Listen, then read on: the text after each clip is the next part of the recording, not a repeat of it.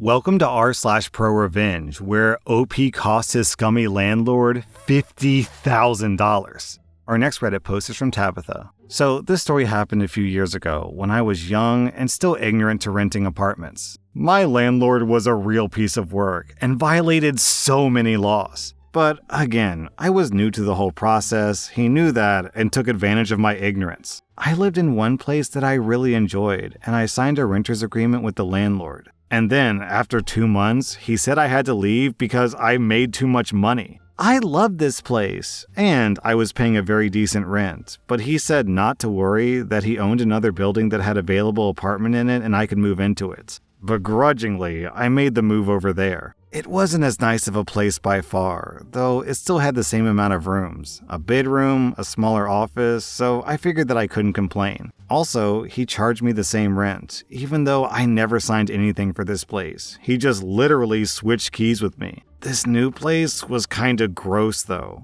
Cracks on the wall, black mold growing in certain corners, the bathroom door literally didn't close. The radiator leaked water, and the toilet, well, let's just say it wasn't the same color on the inside as it was on the outside. As the months went on, I began to notice things were different when I'd come back from work. Sometimes it would just be, did I leave those papers like that? Or, there's muddy footprints here. I figured out that my landlord had been coming into my place when I wasn't around. This was the last straw, and with the support of my boss, who was also my good friend, I began looking for a new place with a different landlord. I finally did, and I told my boss that I was unsure if I should put in notice or what. My boss asked me if I had signed lease papers for that place. I said no. In his exact words, he said, "F it, pack up your stuff and move." Therein lies the most stressful move I have ever experienced. I didn't own a lot of things, but what I did own meant a lot to me. I'd earned it. I had my best friend there helping me pack my stuff up. My best friend was also my boss's wife, as well as 2 of their kids. We'd loaded up a small amount of things when Mr. Douchebag Landlord got tipped off. He then kicked my friend off the property and told me that if I left the apartment, he would change the locks and not let me back in. Keep in mind that this is not before the end of the month, and I'd already paid for the entire month. So I sat in my apartment, crying, trying to figure out what to do. I called my boss and one of my brothers, and I was scared to leave my apartment because I didn't want to lose any of my things. After my reinforcements came, the landlord backed off, and I quickly got all of my important things out of there. Before leaving, however, I took some quick pictures of the mold, cracks, and other disgusting things around my apartment. A few days after settling into my new place, I went to the city hall and the health and safety board and showed them the pictures. Turns out they were just as interested in the mold as I was. Nearly a year later, I ran across one of my old neighbors from inside the building, an older lady who had lived just below me. We made quick pleasantries, and then she asked me if I'd heard about what happened after I left. I said no, because my new place was in the next town over, so I didn't get a chance to visit the neighborhood anymore. Apparently, thanks to those lovely pictures I sent in, my landlord was investigated, and he was forced to do just over $50,000 worth of repairs on the building. Nothing better than when the bully gets bullied. Our next Reddit post is from War of Shadows. This happened a few years back when I was in school. I was 14 at the time. Every year, our teacher teams up students into pairs that would work together in group projects given for the rest of the year. I had the misfortune of being paired with Dick. Now, Dick was such a dick that nobody wanted to be in a group with him. He was the leech of the class, who did no work of his own until the last minute, and was a pro at cheating and copying during exams and tests. Unfortunately, he had managed to fool the teachers into thinking that he was a good, albeit lazy student. I had no doubt that I was in a rough year of doing group projects all by myself. Right off the bat, Dick did his absolute best to do no work. And since I was a pushover, I ended up doing 100% of the work.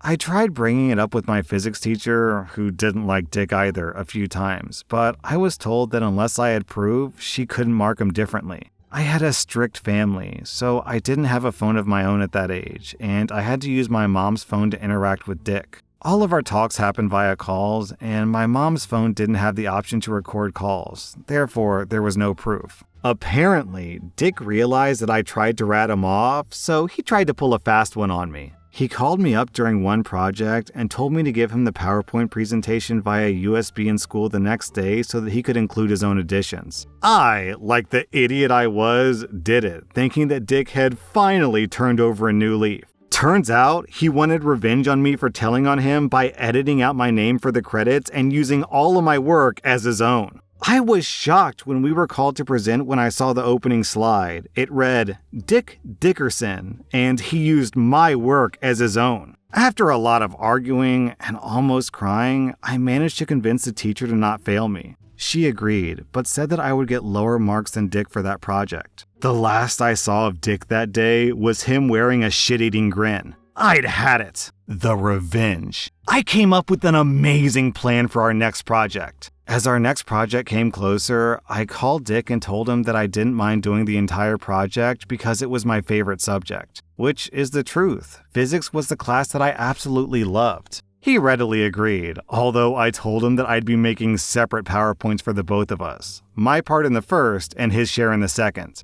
I told him that I'd simply included a video in his PowerPoint, so he didn't need to read it or prepare himself. Instead, I prepared my part diligently and began to create his worst nightmare. Instead of making his PowerPoints, I included a video from Brazzers that had the actors getting right to it from the beginning. As I expected, Dick didn't recheck his part, which was a good thing. Time to let it play out. The next day we went to class, and I asked Dick to come with me to the teacher to tell her that we had separate PowerPoints. He agreed. I made it clear to my teacher that I had nothing to do with his messed up PowerPoint.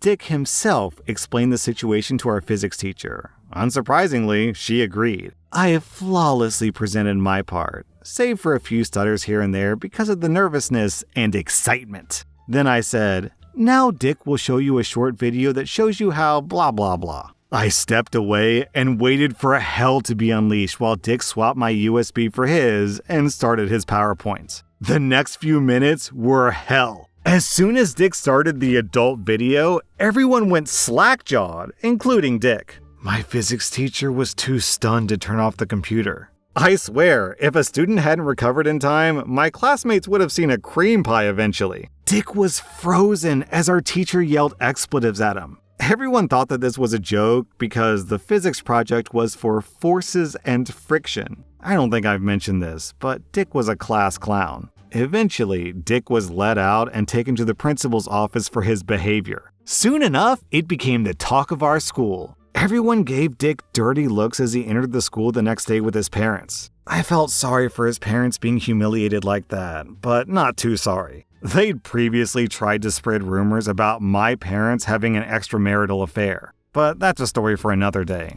Suffice to say, Dick got an indefinite suspension for the rest of the school year. He had to attend summer school and had an absolutely awful reputation for the rest of his years at school. I don't think he ever spoke to me again after that. Our next Reddit post is from Mob Kurt. So back when I was in my first unit in the military, we had to ship off all of our trucks to get them armored. That meant that over a year, we shipped them all from South Carolina to Wisconsin. I was in charge of logistics at the time, so I coordinated it and loaded the trucks. Overall, a pretty easy task. The only challenge was the documentation. Anyways, everything was going well until the new staff sergeant showed up to the motor pool. He was a butthole, just treated everyone like garbage. He made my life miserable when I tried to ship those trucks. Like, I didn't want to, it wasn't overly fun. Sometimes it even required me to work on the weekend, so I would have been happy just not doing it. However, I had to because headquarters ordered it, so there was no reason for him to be pissy with me. So anyways, once this staff sergeant took over, shipping these trucks became a pain in the butt because he would want to micromanage since I was a lower rank. So I let him, and then he wanted to sign the documents. So I just made up things for him to sign. Finally, I had it with him. One day I decided that since he wanted to be a jerk to everyone, I would really screw him up. So when my next big shipment of 4 trucks came along, I decided that instead of sending them to Wisconsin like they were supposed to go, I would send them somewhere else. I decided 29 Palms, California would be a great location. So I changed some codes on the sheets, gave them back to the prick staff sergeant who made more dick comments, and signed them blindly. So off we shipped the trucks. Well, a couple of weeks later, the calls come in that our trucks never arrived. So the command starts getting worried that a few trucks have gone missing. The higher-ups come to our shop, and we just inform them that the staff sergeant has taken over all the shipments lately. They go to him, and he proudly states that he has taken over, but he crumbled when they asked him where the trucks were. It took them a couple of weeks, but finally, a call from 29 Palms came into our command that they had these trucks show up, but nobody had claimed them. The command lost their minds. As far as they were concerned, this stupid effing staff sergeant got involved in stuff that he didn't need to get involved in and sent 4 huge trucks across the country instead of where they needed to be. He got told to leave the logistics department, and I had the whole thing solved in less than an hour. Also, OP adds in an edit. So, for those of you complaining about taxpayer dollars, you have obviously never been in the military. I had butthole leaders like this guy cost far more than a couple of trucks because they couldn't let the experts just do their jobs. One example was we had a C-130 fly from Bahrain to Jordan to pick up cargo. I had to load it, but the senior leadership didn't think that I needed to go because a random non-logistics officer was at that base to load instead. So the C-130, which flew internationally to get cargo, was never loaded and then flew back. So the C-130 had to be sent back to Jordan the next day to still get the cargo, all because someone had to stick their nose where it didn't belong. There are tons of other stories of awful leadership wasting your tax dollars. After this, the staff sergeant never stepped foot in the logistics office, so perhaps he learned a lesson. I had to look up 29 Palms, California. I was thinking, is this like a military base that I've never heard of? And it's like this tiny little town that has to have a population of I don't even know, 1,000, 2,000 people? This is a microscopic community. So this is like some small town USA, and then 4 massive military trucks come rolling in and they're like, here's the military trucks you ordered.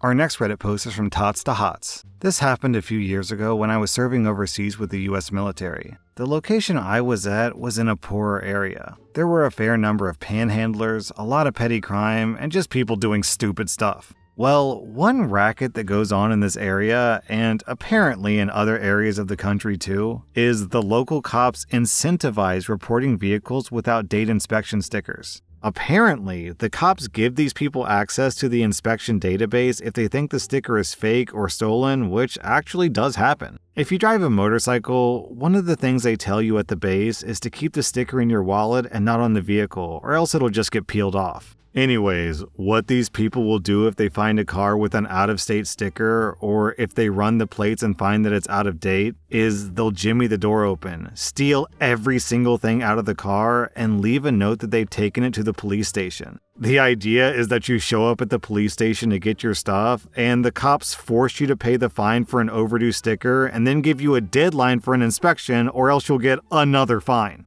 Well, I came out to my car one morning and lo and behold, there was a note on my seat saying that all my stuff was at the local police station because my inspection sticker was fake and I had to go get it. Not only was I late for work at this point, my kid was also going to be late for school because there was no bus and I had to drive her every morning on my way. Also, my inspection sticker wasn't out of date, so I had no idea what was going on. Now, here's the problematic thing.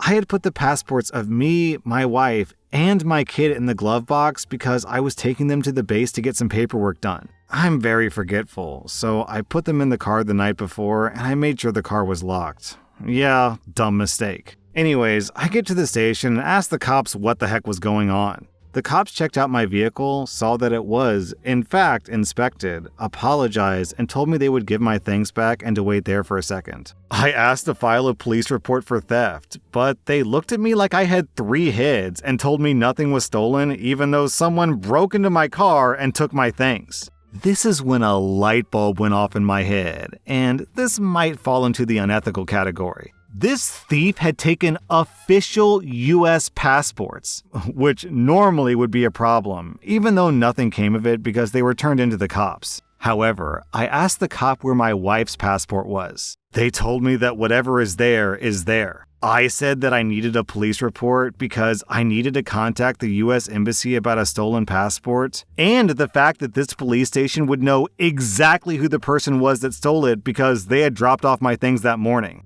I had never seen someone's attitude change as quickly as that cop's attitude changed. He tried to talk me out of filing a police report, but I was pretty insistent, so I went ahead with the police report, and then I did contact the embassy and reported the passport stolen. And I gave them all the information of the police station, and when I got the police report, I emailed it to them as well. I wound up getting a free passport out of it for my trouble. The embassy told me they were going to handle it, and from what I heard, the person who broke into my car actually got arrested and fined and was looking at additional charges because he stole foreign documents. I really would have liked to have been a fly on the wall when one of those local cops rolled into wherever he was and told him to come with them. I don't feel bad at all. Hopefully, the dude learned his lesson. So I suppose the way this scam works is the cop charges the scam victim like $100 or whatever. Then the cops give, let's say, $20 to the thief who tipped them off for the information. And that way, both the thief and the cops are richer for it. Oh well, maybe you shouldn't have messed with the US government. That was r/Prrorevenge, and if you like this content, check out my podcast where I publish the exact same episodes. Also, hit that subscribe button because I put out new Reddit videos every single day.